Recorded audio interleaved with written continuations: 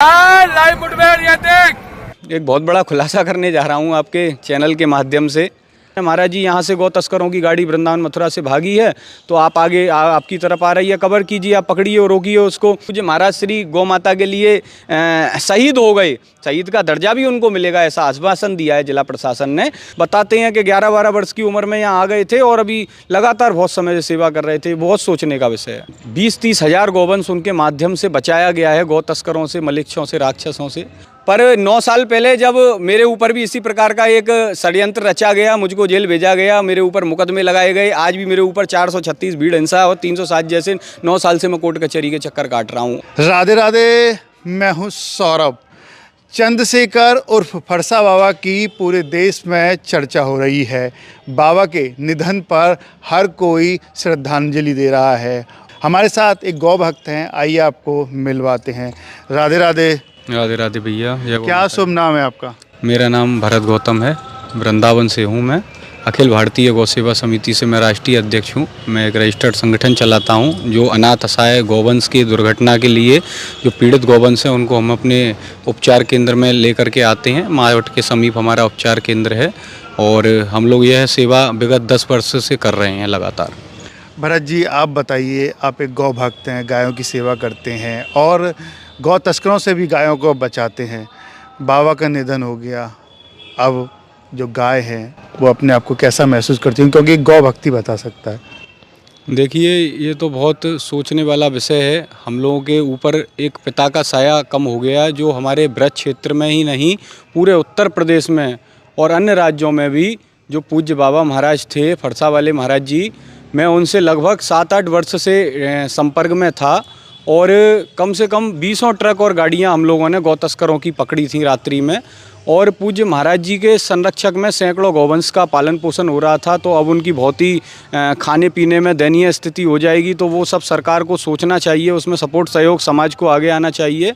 और उसके अलावा भी जो पूज्य महाराज जी की गौशाला थी आजनोक गांव में बरसाना छाता रोड पर, वो पूरा मेवात से सटा हुआ इलाका है।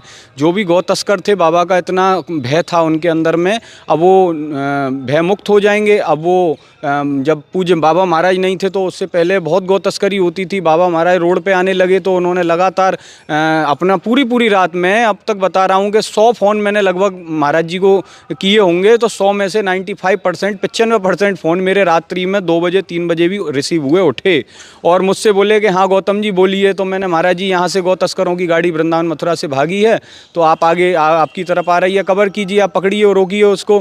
तो बोले गौतम जी आप चिंता नहीं कीजिए। अपने वाहनों को नाम दे रखा था उन्होंने, एक का नाम मिराज था, एक का नाम राफेल था। उनकी जो गाड़ी थी जो गौ तस्करों से टकराव करती थी, एम्बुलेंस है, उनका नाम उन्होंने राफेल, मिराज इस प्रकार के रख रखे थे।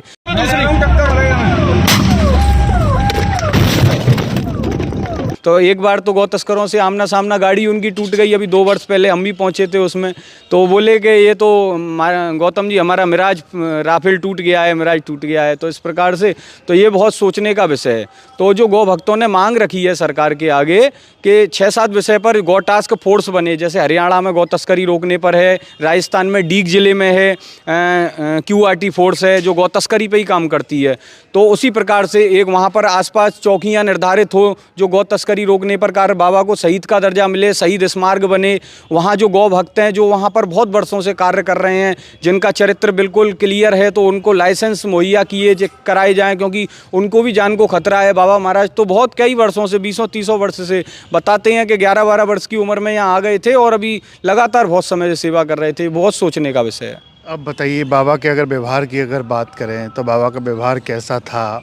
अभी कुछ वीडियो आ रहे हैं, मैंने लगातार देखा कि पूज्य बाबा महाराज की जो दर्दनाक जो मृत्यु हुई है, तो उसमें कई काफ़ी गौवंश ऐसे हैं जो मतलब कि बेचैन हैं, खाना पीना नहीं खा रहे हैं, जो तड़प रहे हैं, बिलक रहे हैं, रो रहे हैं, बाबा महाराज को तलाश रहे हैं कि वो महाराज जी कहाँ हैं। काफ़ी वीडियो उनकी सोशल मीडिया पर भी हैं। उनको वो दुलार करते हैं, खुजाते हैं, प्यार करते हैं, अपने हाथों से खिलाते हैं। तो वो गौवंश बहुत ही उनको याद कर रहा है और पूरा समाज उनके लिए, हज़ारों लोग आगे आए हैं। मतलब कि बहुत कष्ट में पूरे देश से हर नेता, अभिनेता, समाज सेवी, ऐसा कोई भी शायद व्यक्ति नहीं है। मुख्यमंत्री जी ने भी तत्काल आदेश दिए थे कि इस पे उचित कार्रवाई होनी चाहिए।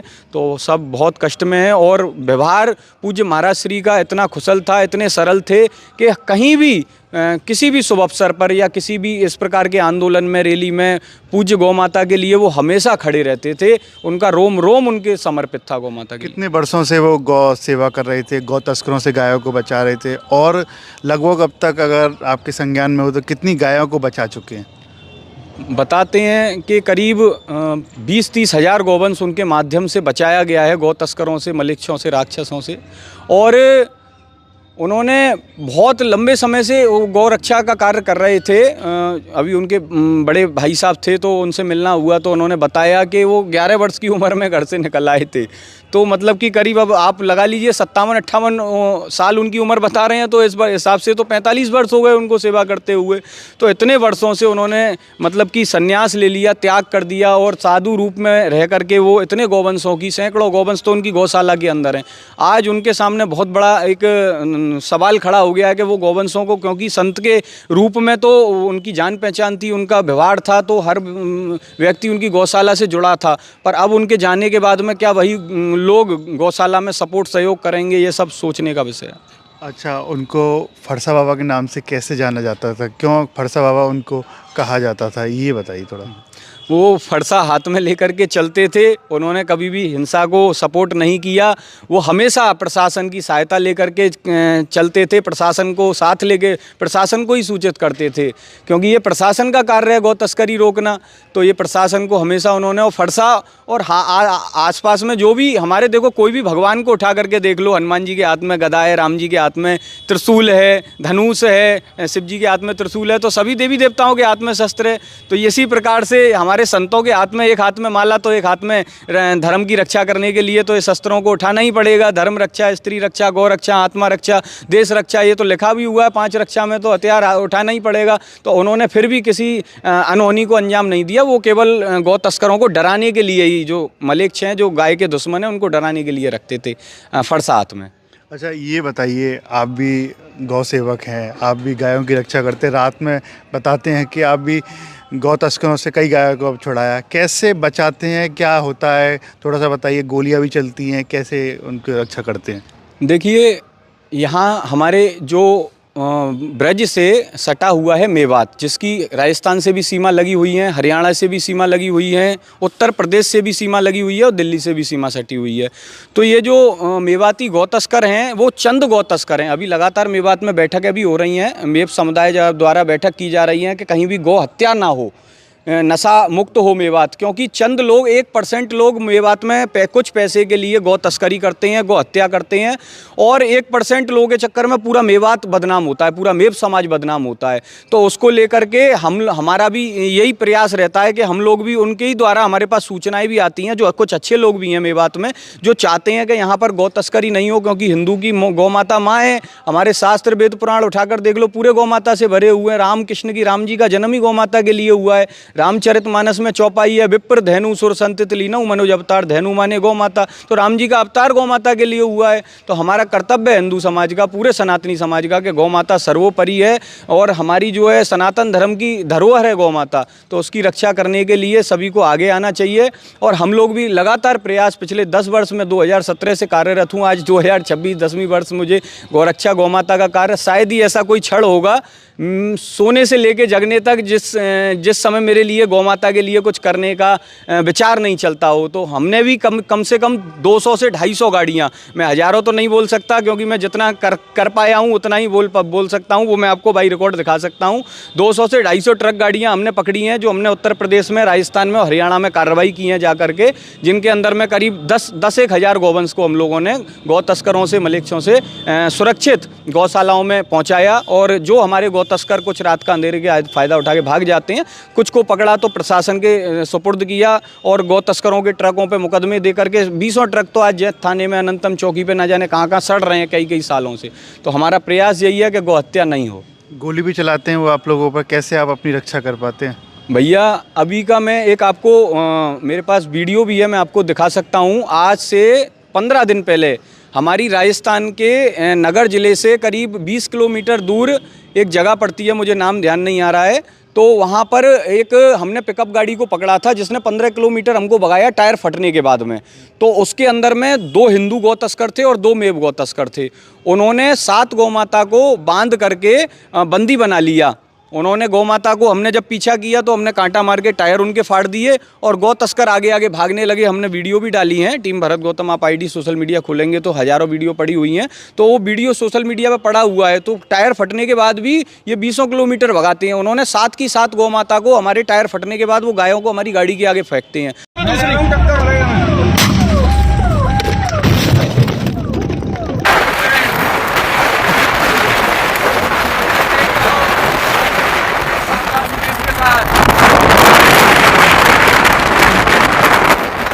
चल चल चल चल चल चल चल लाइव मुठभेड़, ये देख, ये ले, ये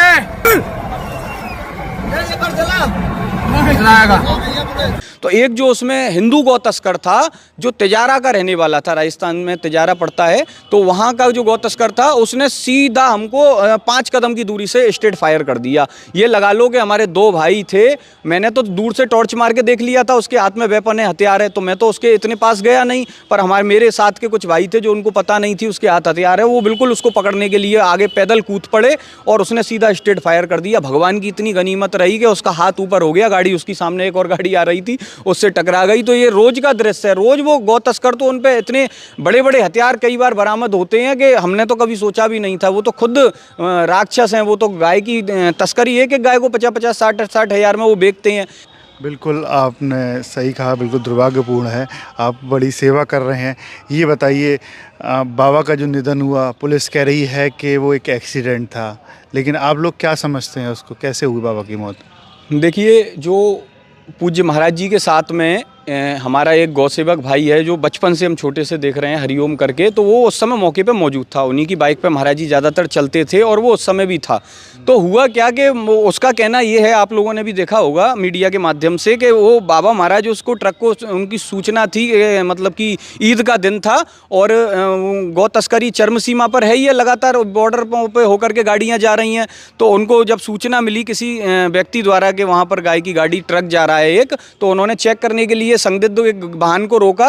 तो सुनने में ये आ रहा था कि पीछे से एक ट्रक आया है, ओवरटेक करता बीच में आ रहा है, थोड़ा फॉग भी था पर इतना क्लियर दिख रहा था दूर दूर से, उनका कहना ये था। तो उन्होंने जान पूछ करके, उसने जो था वहाँ पर वो मेव समुदाय से था, तो उसका हो सकता है कभी महाराज जी से कोई ऐसा विवाद रहा हो, क्योंकि महाराज जी ने सैकड़ों गौ तस्करों को जेल पहुँचाया, हजारों को बल्कि, और उनकी आए दिन उनको धमकियाँ दी जाती थी। तो हो सकता है कि बताया जा रहा है कि वो जान पूछ करके उसको ट्रक को दूसरी जगह रोड से ला करके उसी रोड पे सीधा उनमें ही ठोका गया। तो बाबा ने उन बच्चों को धक्का मार के बचाया और अपना शहीद हो गए महाराज जी गौ माता की रक्षा के लिए। लेकिन पुलिस कह रही है कि जो ट्रक थे वो, उसमें एक में किराने का सामान था, एक में जो देखते हैं लोहे का सामान था, कुछ ऐसा था ही नहीं, गाय जैसी कुछ मिली नहीं, तो एक एक्सीडेंट ही मान रही है। तो आप भी क्या एक्सीडेंट मानते हैं इसे? देखिए, अब मैं एक बहुत बड़ा खुलासा करने जा रहा हूँ आपके चैनल के माध्यम से। पता नहीं, मैं नाम तो नहीं ले पाऊँगा क्योंकि उन लोगों के चेहरे इतनी पावर में हैं वो लोग कि मेरे साथ में कोई अनहोनी घटना हो जाएगी। पर 9 साल पहले जब मेरे ऊपर भी इसी प्रकार का एक षड्यंत्र रचा गया, मुझको जेल भेजा गया, मेरे ऊपर मुकदमे लगाए गए, आज भी मेरे ऊपर 436 भीड़ हिंसा और 307 जैसे 9 साल से मैं कोर्ट कचहरी के चक्कर काट रहा हूँ और निर्दोष हूँ मैं, उसमें बेइज्जत बरी होऊंगा आज नहीं तो कल। पर उसी नाम ले करके उन्हीं को देखिए, आप सोचिए, विचार कीजिए, वही लोग वहाँ पर भी मौके पर मौजूद थे। ओ बाबा महाराज की जब बॉडी को वहाँ पर रखा गया और कोई भी गौ सेवक को, जिनको जेल भेजा गया है, भैया आप एक की भी वीडियो मेरे को ला करके दिखा दीजिए प्रशासन के माध्यम से, क्या वो गौ सेवकों ने पथराव किया? वो गौ सेवक तो आए थे अंतिम विदाई में बाबा महाराज के शामिल होने के लिए, उनको उठा करके जेल भेज दिया। और मैं उनमें से 2, 4, 6 को जानता हूँ। वो लोग इतने बेचारे शरीफ और मासूम है, पलवल से भाई हमारे हैं कुछ, और उनको उठा करके, और जो पत्थरबाज थे जिनको पकड़ा गया था, उनको बड़ी बड़ी ताकतों से फ़ोन करा करके उनको रातों रात छुड़ाया गया। वहाँ हमारे भाई मौजूद थे, उन्होंने सब कुछ देखा है, सब कुछ। पर समय बड़ा बलवान है। मैं उनसे भी निवेदन करूंगा जो वहाँ पर बाबा महाराज के बीच में राजनीति हुई है, प्रशासन पे पथराव कराया गया, गाड़ियों को क्षतिग्रस्त कराया गया, वो कोई ग्राम समाज के आदमी नहीं थे, कोई भी गौसेवक नहीं था, हम भी नहीं थे, हमारी टीम भी नहीं थी वहाँ पर, वो कोई भी नहीं था गौसेवक वहाँ स्थानीय जो फील्ड में कार्य करते हैं, वो ग्रामीण क्षेत्र के लोग थे और उसी में कुछ असमाजिक तत्व के लोगों को घुसा करके गौसेवकों को बदनाम कराने के लिए वहाँ पर पथराव कराया गया। प्रशासन सारी चीज़ें जानता है और प्रशासन ने आश्वासन दिया था कि हम चिन्हित करके उन पर मुकदमा कार्रवाई करेंगे, पर ऐसा बिल्कुल भी नहीं हुआ। आप कोई भी एक वीडियो प्रशासन अपलोड कर दे अपनी सोशल मीडिया की आईडी, हमको पता चल जाए कि हाँ जी, जिन लोगों को आपने जेल भेजा है क्या वो लोग अपराधी हैं, क्या उन्होंने पथराव किया है, आपने निर्दोष गौ भक्तों पे इतनी धाराएं लगा करके मुकदमा लगा करके जेल भेज दिया। बताइए, ये कोई आपका कानून थोड़ी नहीं कहता है। तो माननीय उत्तर प्रदेश गोरक्ष पीठ के महंत योगी आदित्यनाथ जी से मैं निवेदन करूंगा कि इसकी सीबीआई जांच, निष्पक्ष जांच इसकी हो और इसमें जो दोषी हैं उन पर कार्रवाई होनी चाहिए। हम किसी के पक्ष में नहीं है हिंसा के, और जो निर्दोष हैं उनको बाइज्जत बरी किया जाए। बिल्कुल, आप कह रहे हैं कि ऐसा गौरक्षक तो हो ही नहीं सकता है जो पथराव करे, जो पुलिस को हानि पहुंचाए, अपनी देश की संपत्ति को हानि पहुंचाए। तो भीड़ का फ़ायदा तो आप लोग जैसे गौ भक्त हैं उन्होंने ही उठवाया होगा, उनको क्यों आपने भीड़ लगाई? आप चाहते तो जो गौ भक्त है उसमें 2-4 तो होंगे ही जो उनका नाम नहीं है, तो वो पुलिस से भी बात कर सकते थे कि भाई बाबा को न्याय दिलाया जाए, तो आराम से भी कर सकते थे इस बात को। भीड़ का हिस्सा क्यों बने? देखिए, इसमें थोड़ा सा ये सोचने वाला विषय है कि उस समय जब पूज्य महाराज जी के हजारों शिष्य उस समय भीड़ सैलाब उमड़ पड़ा था, और जैसा मुझे जानकारी थी वहाँ की, एक एक चीज़ की मैं जानकारी ले रहा था, तो मतलब कि मैं किसी कार्य में अपने हॉस्पिटल निर्माण के कार्य में लगा हुआ था और 1-2 दिन में मैं पूज्य महाराज जी की श्रद्धांजलि अर्पित करने के लिए मैं ज़रूर पहुँचूँगा। तो मेरे को जो जानकारी हुई यही हुई कि वहाँ पर जो हजारों लोग जो सहयोगी एकत्रित हुए पूज्य महाराज जी के यहाँ पर आसपास ग्रामीण क्षेत्रों से, तो कुछ लोगों ने कुछ मंदबुद्धि भी होते हैं या कुछ बोल दीजिए कि इतनी गंभीरता नहीं रही होगी। देखो, आंदोलन करने के कई विषय होते हैं, तो हम तो शांतिपूर्ण तरीके से भी बात को रखा जा सकता था, पर हाईवे पर इस प्रकार से करना, ये सारी चीज़ें मांग या तो उनकी पूरी नहीं हो रही होंगी या तो उनको कोई यही सब मांग थी उनकी कि गौ तस्करी बंद हो, गौ माता को राज्य माता या राष्ट्र माता का स्थान मिले और स्पेशल टीमें निर्धारित हों। तो इसी को लेकर के शायद प्रशासन ने उस समय तक उनकी मांग को नहीं सुना, तो उन्होंने हाईवे को जाम करना उचित समझा, तो उन्होंने उसी समय असामाजिक तत्व के लोगों ने कुछ ने उनको पथराव कर करके और इस प्रकार से मतलब षड्यंत्र रच दिया गया। भीड़ का हिस्सा नहीं बनना चाहिए ना जी। भीड़ का हिस्सा तो देखिए, अब दोनों ही चीज़ें भैया, इसमें जहाँ ज़रूरत पड़े, जहाँ धर्म की बात आए वहाँ पर बनना चाहिए। पूज्य महाराज श्री गौ माता के लिए शहीद हो गए, शहीद का दर्जा भी उनको मिलेगा ऐसा आश्वासन दिया है जिला प्रशासन ने, तो गौ माता की रक्षा के लिए शहीद हो गए, पर भीड़ को उग्र रूप नहीं लेना चाहिए था और थोड़ा अपनी गहनता से, सजगता से, सतर्कता से काम। और आगे भी निवेदन हम यही करेंगे कि आगे अगर ऐसी कोई स्थिति बने तो प्रशासन का सहयोग करें। जय गौ माता, राधे श्याम। राधे श्याम। देखिए, अब तक हमारे साथ रहे ये गौ भक्त जो रात में जाकर गायों को बचाते हैं, गौ तस्करों से सामना करते हैं, कई बार गोली भी चलानी पड़ती है, खुद भी चलाते हैं, खुद बचते भी हैं। राधे राधे।